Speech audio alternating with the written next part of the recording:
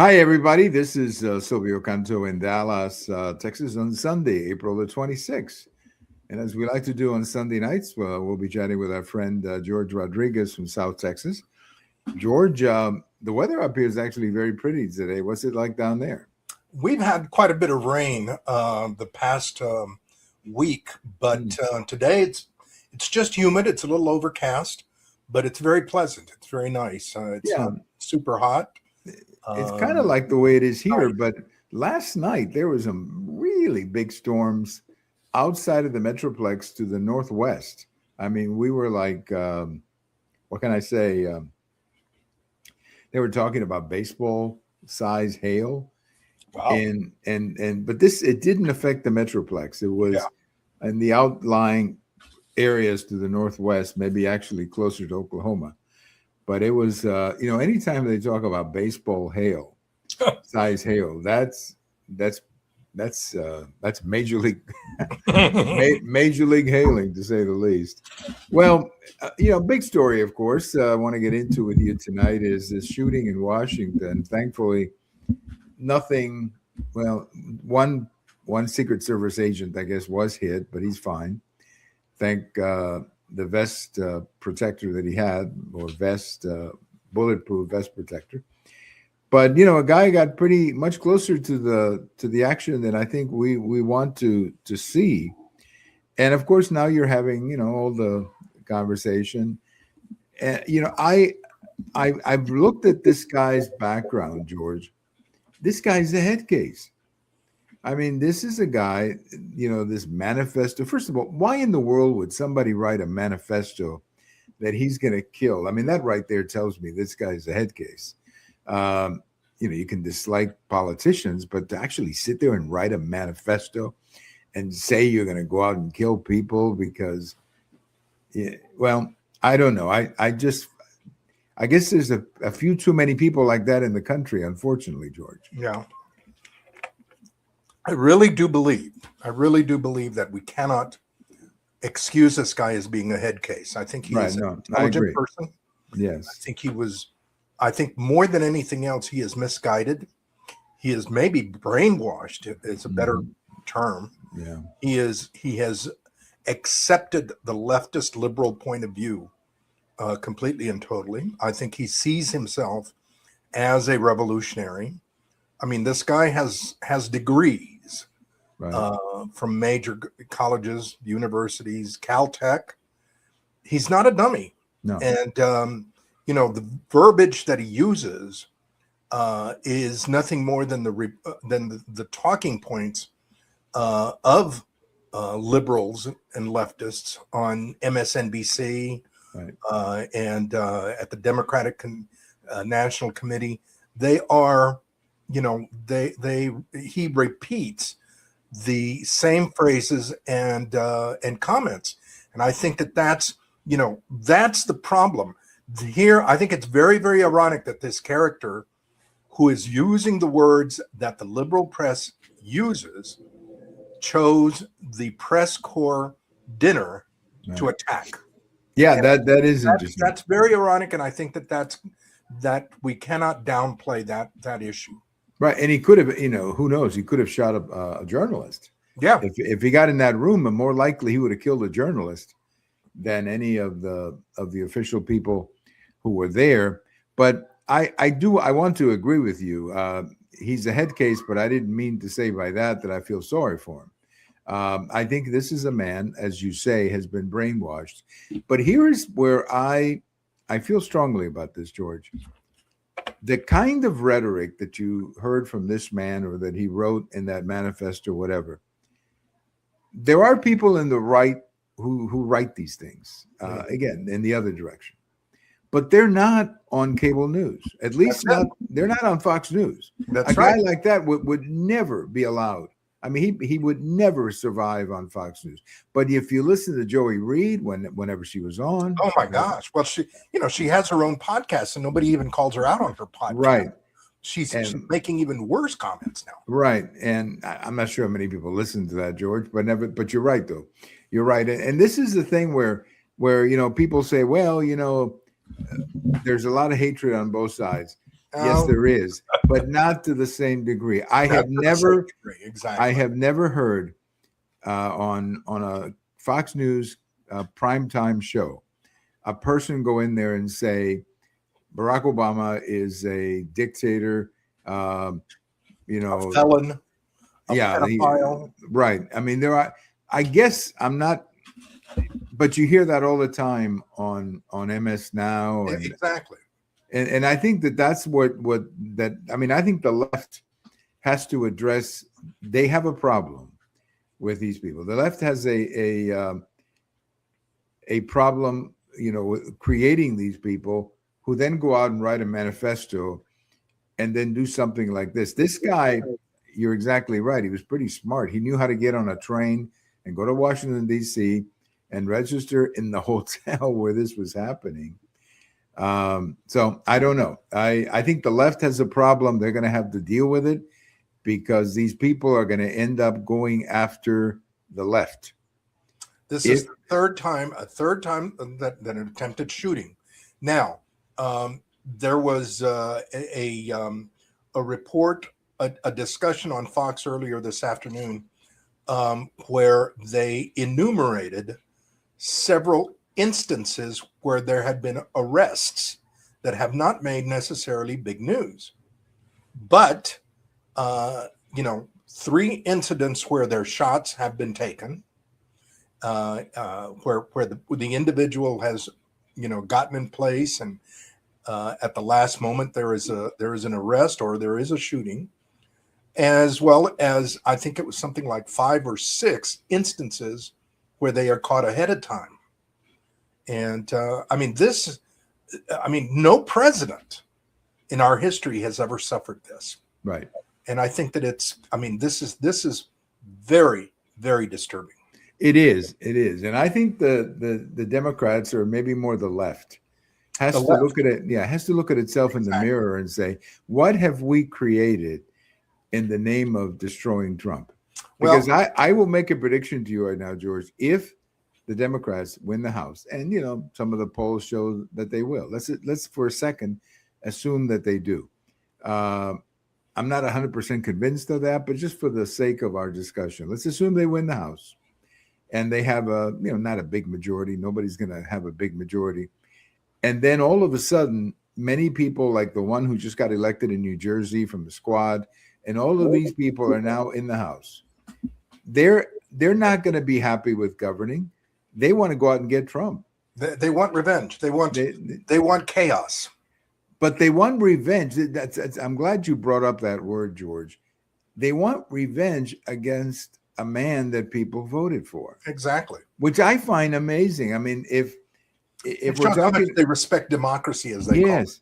That's right. Because if somebody says, "Well, I want revenge because they killed my mom or my brother or something," well, I understand that. I can understand those emotions. But here, what they're talking about is they want revenge. They want to hang this guy from a tree because they don't like him. And look, I didn't like President Obama. I didn't like President Clinton. I didn't like President Biden. But I never said anything like that about any of them.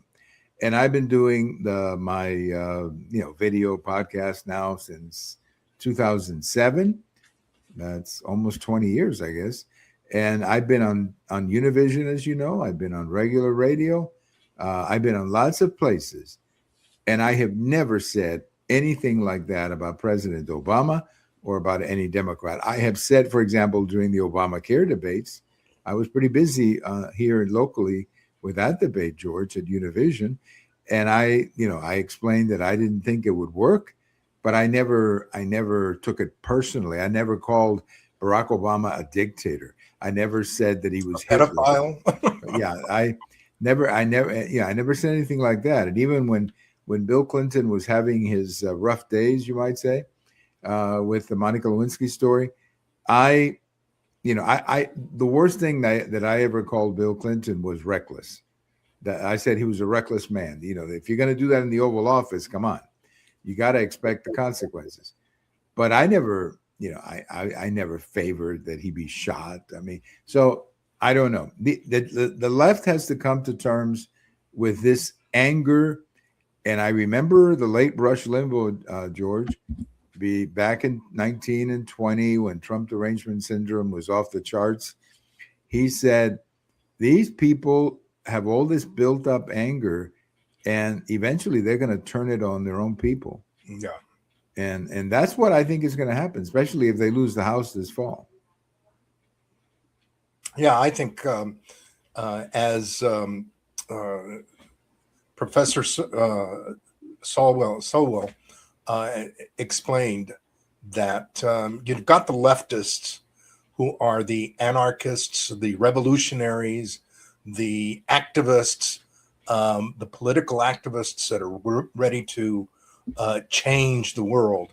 Then you've got the liberals who just, are liberal. I mean, they just go along and they want everything to be unicorns and roses. Right. They can't understand why that. And they are used by the left, by the leftists who want the chaos. And I think what we've got at this point is a lot of liberals out there that have been brainwashed by the leftists that suddenly find themselves so emotional that they're taking matters to the extreme. And I think that's this guy. And, the only way that I can see that we can stop this is to start punishing these people. I don't think we punished them. I don't think we have punished any of them. There's another thing that will end this, George. And this is why I'm so sad that Joe Lieberman is not around.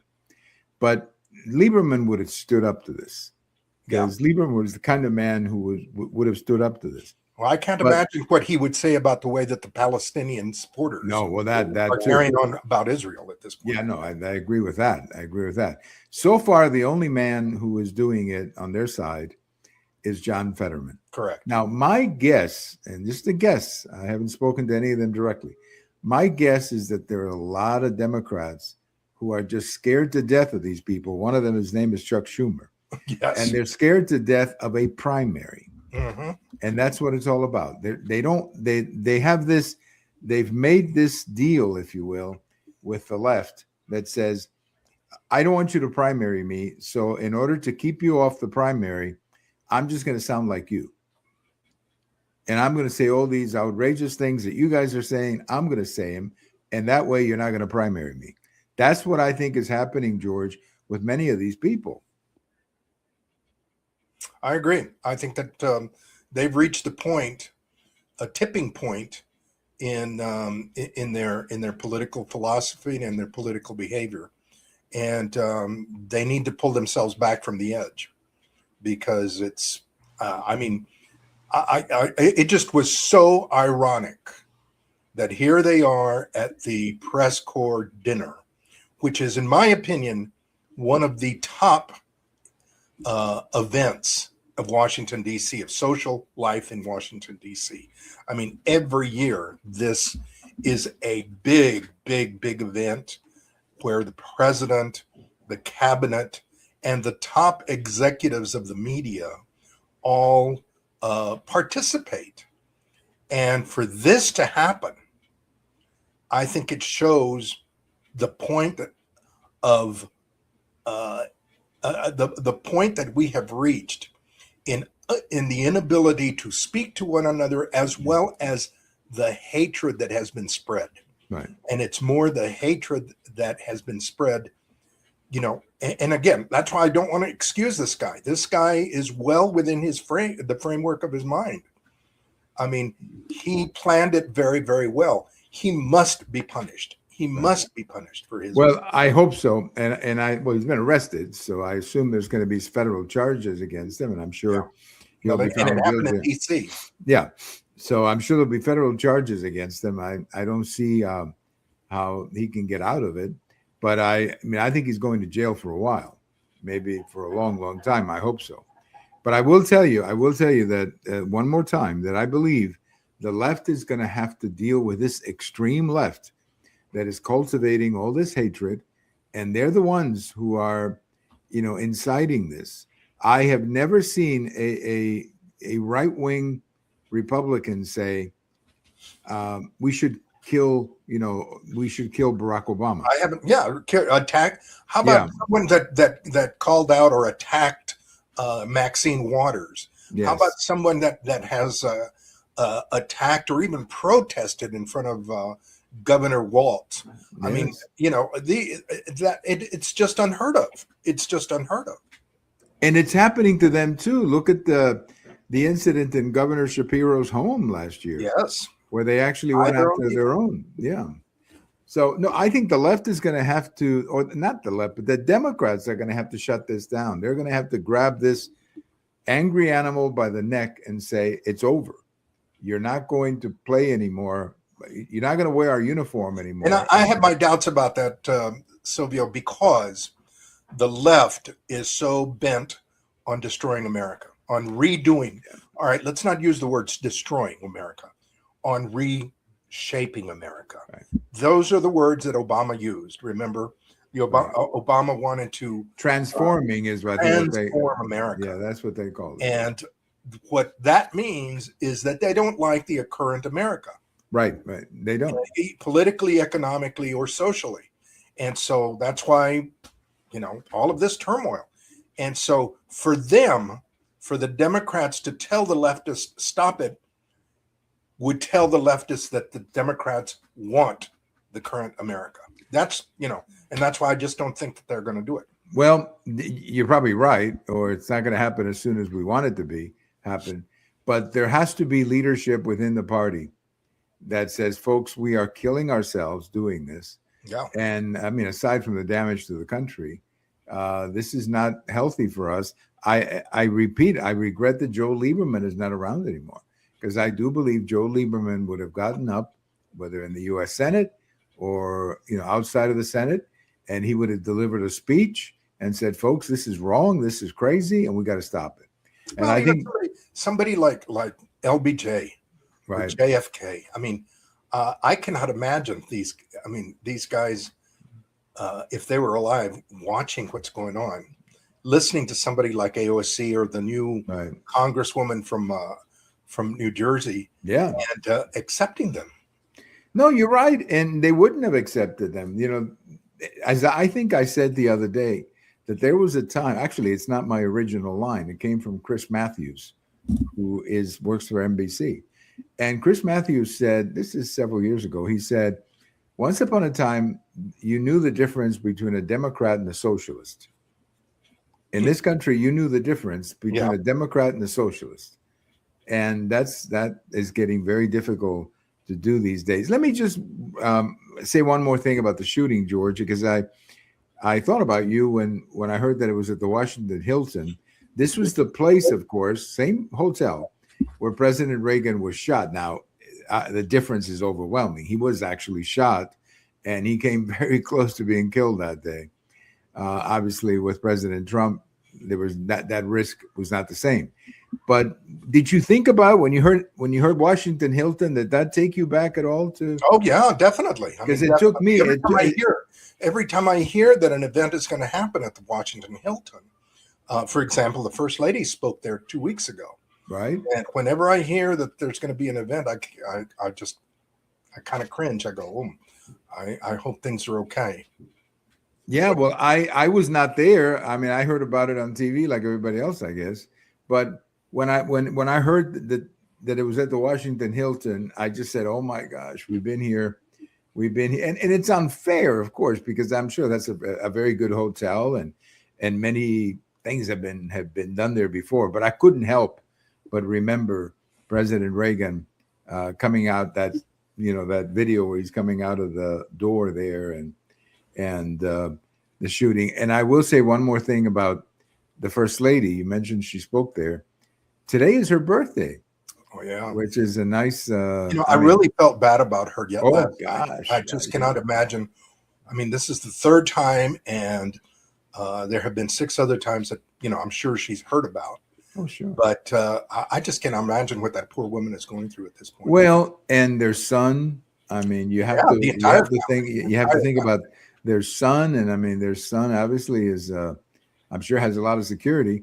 But still, I mean, people out there who are crazy. But, I thought last night there were many wives there, many spouses.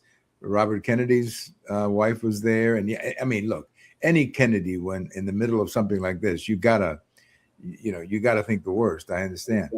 Secretary Rubio was there. Secretary Hegseth. I mean, all of these people were there with their spouses because before the dinner, they were talking to the press and everybody was all dressed up. And all I mean, like I said, it is one of the biggest, if not the biggest, social events of Washington, D.C.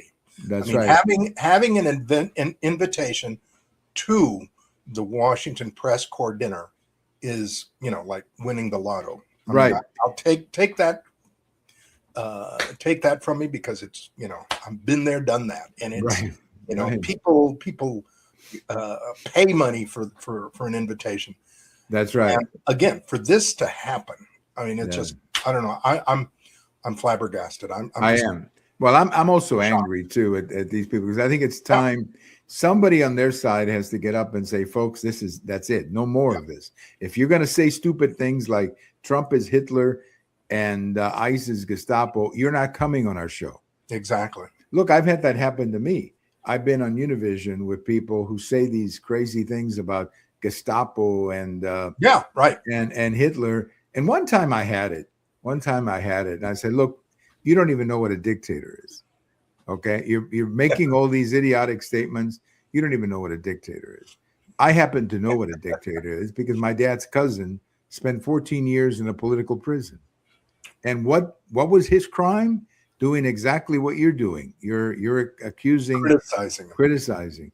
So I mean, don't when I had it because after a while you just these people are poisoning the air. They really don't. They have no idea. They have no idea. They have no idea what they're saying, and they don't realize how much damage they're doing to the country. If you don't like Trump, that's fine. You don't have to like him. But my goodness, to call him a dictator, oh gosh. I have no patience for it. I just have none. Well, anyway, it's such a terrible, terrible night. It ended well in the sense that, the guy was captured and one Secret Service agent was shot, but he's fine. No, I mean, it ended as well as it could have ended. And I have to say, George, you may know more about this than me, but I think the Secret Service and the Protection acted quite quickly and quite well. And I mean, when I saw those guys with machine guns, I mean, they were there like in a second. It was unbelievable where are those guys hiding? Because they came on the stage so fast. Yep. I mean, where are they? I mean, because they were on that stage so fast, I couldn't believe it. And by the way, this is the second time I've seen this thing live. I saw Butler live. Yeah. I was actually watching because Trump, I guess it was a campaign speech a week before the convention, and I was actually watching it. And all of a sudden, I see Trump go down, and I said, my gosh, something's happened here. I saw it live. Yesterday, the same thing. I'm watching it on my tablet, and then all of a sudden, I see all this commotion. And I said, something's happened here. So, but again, how quickly our guys react, that I have to say, I think they did a good job in reacting. You may know more about it, but the president made comments last night about how happy he was and how quickly they reacted. Of course, you've got some Monday morning quarterbacks this morning saying, well, why didn't they know this, or where was the guy staying, et cetera, et cetera. You've got to do the best you can. Right. And I think that one thing that I have had very dear personal friends that worked on the Secret Service details that I continue to have close relationships that were retired now, of course. And immediately them and I were talking about the Hinckley shooting and compared to this and what's been going on. And they were telling me that under Biden, the Secret Service, because Biden never went anywhere. Right. The Secret Service was terribly decimated. And the only thing they cared about in the Secret Service was DEI, was promoting people based not on their abilities. And what Trump has done is completely a 180. And so there is a good spirit among the folks, among the Secret Service, that, they have, that the government, that the president has their backs, and that and they are very, very much defending him and protecting him. And so I think that that's, why you see a good response and reaction. Right. But again, this is the third time. I mean, it's No, and that is worrisome. You're right. 3 times that this has happened. But again, I mean, the alternative. I mean, one of the guys was telling me that the alternative, there really is a discussion to make him stop going out, and he's not going to do that. Well, He's not going to do that. Not with a campaign year ahead of him. I mean, he's going to be doing a lot of campaigning this year. But I think this hate rhetoric has to stop, and the Democrats are going to have to take a look inside and say to themselves, folks, we got to cut this out. We have to cut this out. So hopefully that'll happen. Well, let's go through a few quick topics here from the week. Cornyn versus Paxton. I noticed that Newt Gingrich has endorsed Cornyn. I don't know who else has. I think President Bush has. I think, I don't know, maybe somebody else. Well, I don't know if President Bush endorsed him. I think he made a contribution, which may be the same thing. But President Bush, to his credit, has stayed out of politics, and I'm happy about that. But anyway, I don't know how it's going to end up. I think it's going to be very close, and I think Cornyn has a shot at winning, George. That's my analysis, literally a month before the election. Yeah, I think that, just based on the fact that he won the general election and that he got more votes in the general election, I think that says something. But again, the emotion on this thing and the amount of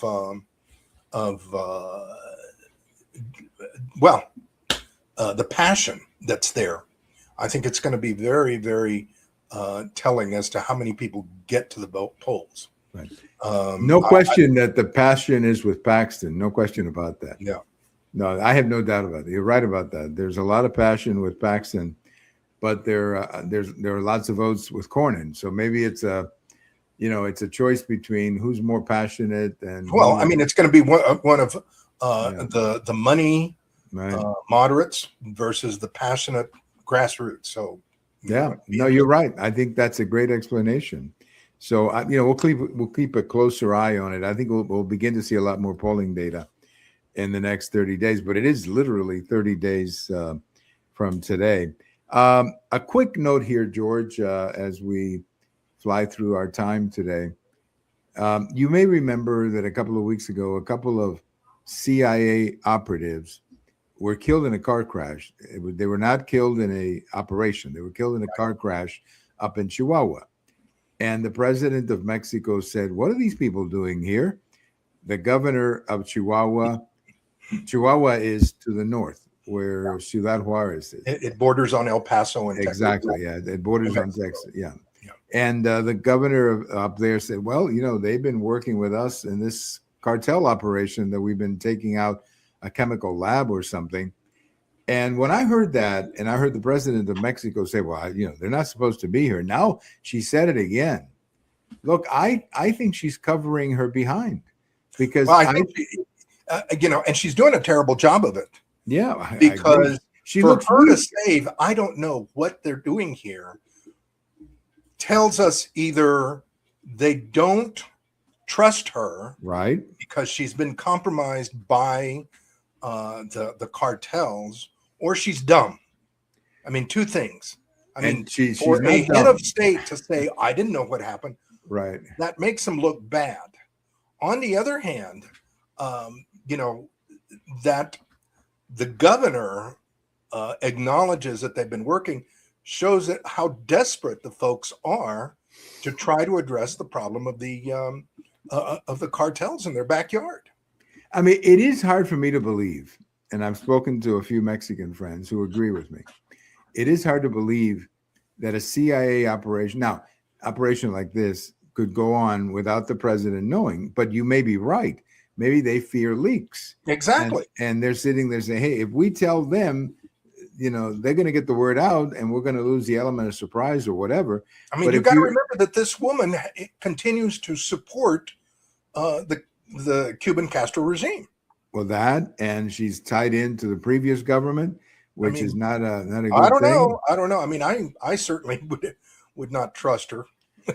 Well, yes, and if you may remember when they killed the other narco terrorist El Mencho, all of this happened, and then she was, I guess, doing some campaigning up north, Right. or doing some touring up north, presidential visits like presidents do.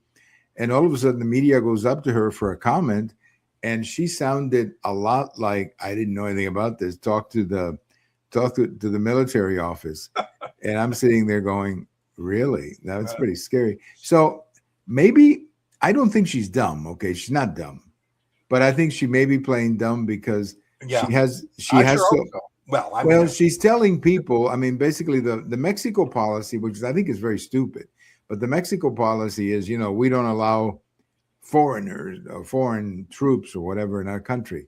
But when you talk to people in Mexico, regular people in Mexico, they're saying, drop the pretense.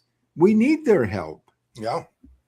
There are literally senators, Mexican senators, saying, drop the pretense. We need their help. It's good that they're helping us. We need it. So I don't know. But you're right, though. She doesn't look smart to say, gee, I didn't know they were here. Well, if you didn't know they were here, somebody's keeping it from you. Somebody's keeping it from you. So pobrecita. Right?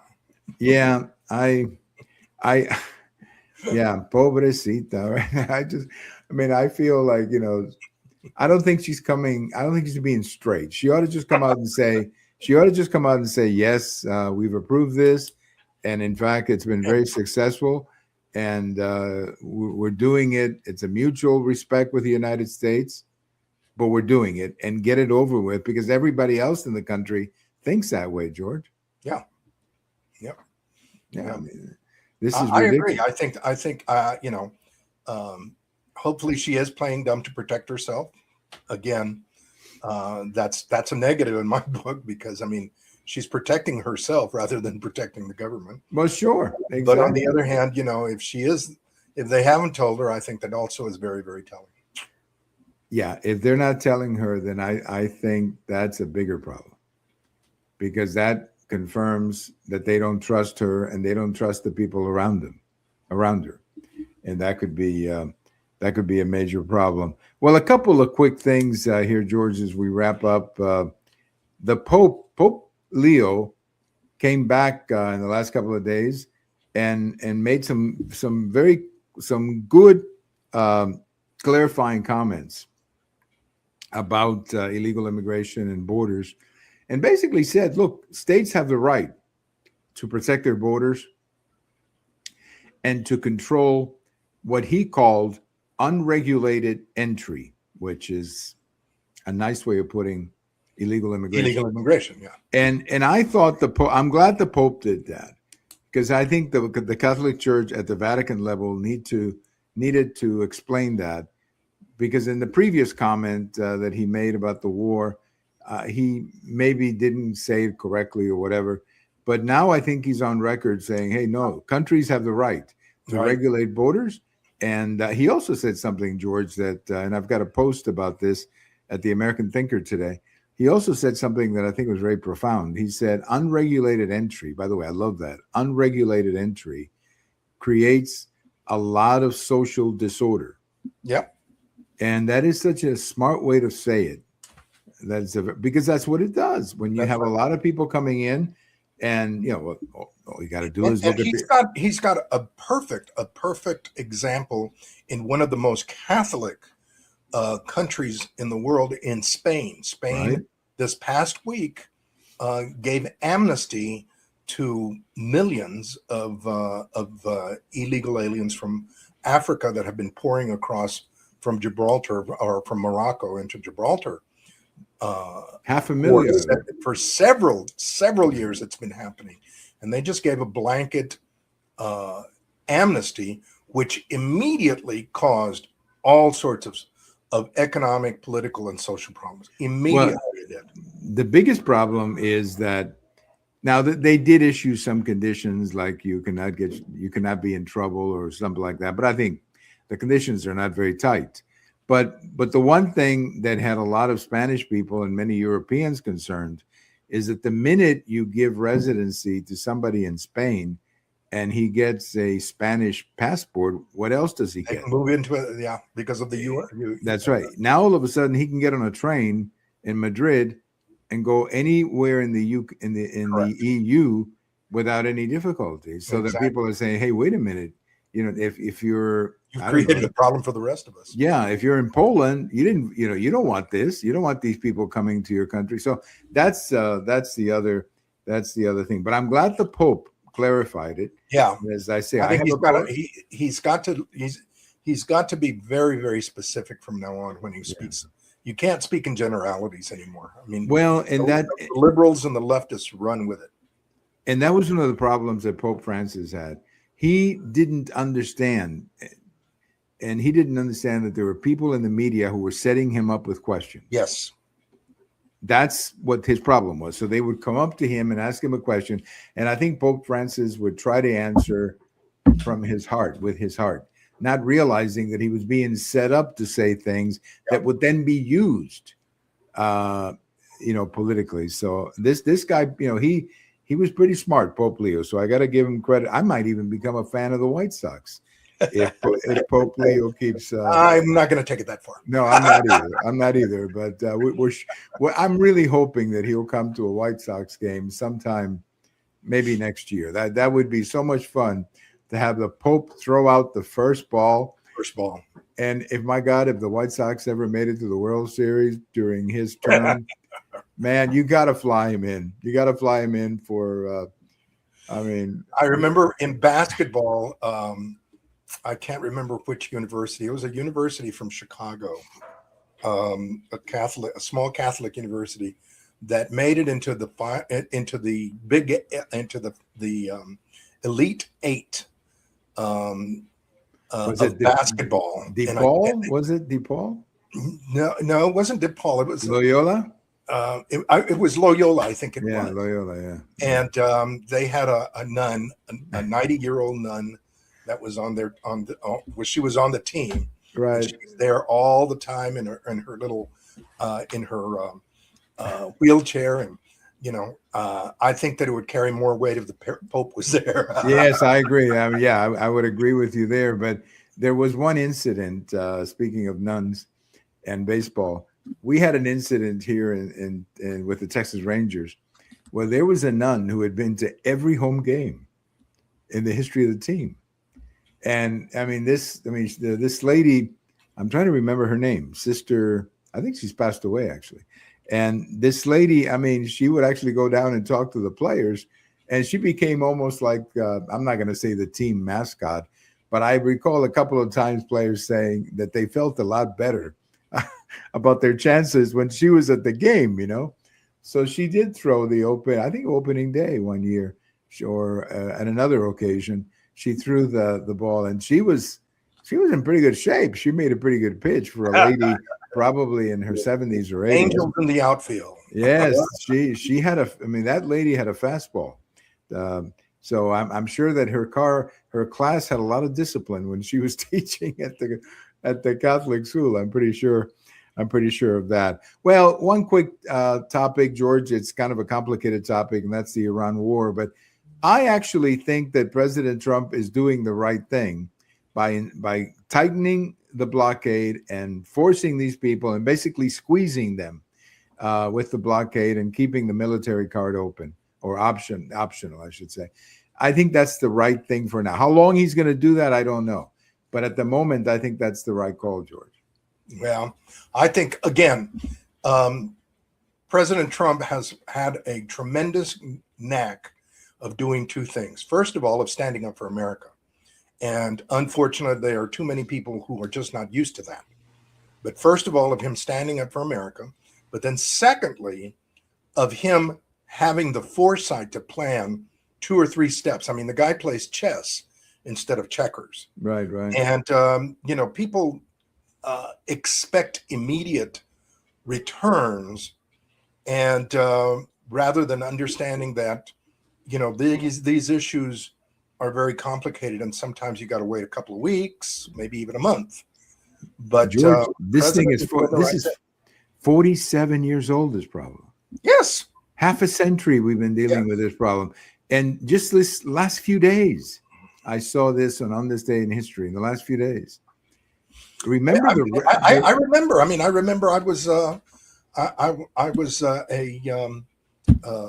I had just graduated from college when they took over the embassy. embassy and began immediately their favorite cheer of "Death to America." That's right. That was in 47 November. years of "Death to America," and people and liberals in the United States are upset that we have taken a punch at them. Right. I don't understand. Well, this week, in the last few days of, I think it's April 24th or 25th, was the 46th anniversary of that rescue. Remember the rescue attempt? Yes. That didn't work. That disaster. Yeah, unfortunately. And a lot of guys were killed that day. So I feel bad. A lot of guys were killed that day, and the 2 helicopters crashed in the middle of whatever it was. And I still remember President Carter going on TV like at 7 o'clock in the morning, breaking the news to the country that the rescue mission had failed. And you just, that was in 1980, George. Yes. I mean, we've been dealing with this thing. And when you were working in Washington, you remember all the times that President Reagan had to go in and do something about the straits. Well, let me tell you, I remember one of the most passionate moments, and this was when I was still working in the White House, because it happened early in the in his administration, was when Iranian-backed Hezbollah blew themselves up, the Marine barracks, and 287 Marines were killed. That was awful. Yeah, it was. I mean, I have never seen somebody. I mean, he was very, very, very upset about that. And the situation again is now we seem to be apologetic because we're bombing them or because we're taking out their crazed leadership. Well, I think it's after 47 years, I think it's time that we deal with it. So I'm glad Trump is. And it's not going to be easy. People want quick results. I think a lot of people just hate Trump, and that's why they criticize it. I hate to say that, but that's what I think it is. A lot of people just hate Trump, and they don't want him to succeed. Right, exactly. I mean, the Trent-Derenge syndrome again. Yeah, again. But I think he's doing the right thing. Oh, definitely, I think he is. And we'll see what happens. But I think the blockade was a very smart thing. Now, I say all of this knowing quite well that all of this could change in the next 24 hours, because it's that kind of a situation that could change very rapidly. But I think for the time being, sticking to the blockade is the right thing to do. Well, George, as always, thank you for your time. Lots to get into today, and we'll continue to watch. It's getting close to the primary. We'll probably focus a lot more on that over the next few weeks. But as always, thank you so much for your time, and it's always great to have you. Thank you very much. Have a good one. All right. Our good friend, George Rodriguez down in San Antonio, checking in with us tonight, talking about this terrible shooting in Washington.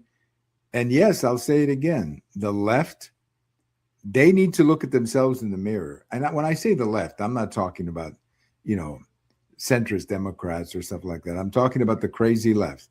They make a lot of noise, and they need to stop using some of the language they're using.